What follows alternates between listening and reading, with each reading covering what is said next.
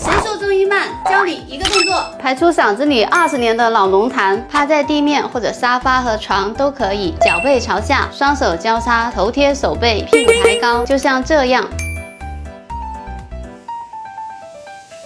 缓慢深吸气至最大肺容量，屏息2秒后用力咳嗽。这个动作既能保护我们的肋骨，还能利用重力和气流冲击，促进我们痰液的排出。如果你除了痰黏，喉咙还干痒痛，忍不住就想清嗓子，平时爱抽烟、爱喝酒的，嘴巴还总是有股酸臭味，特别还有心烦、失眠、潮热、盗汗、大便干结，你多半是阴虚内热了。可以喝一段时间蔓延灵代泡茶，它是中医经典名方。养阴清肺汤改良而来，养阴清热，消肿利咽，用水一冲就能喝，快跟我一起试试看吧。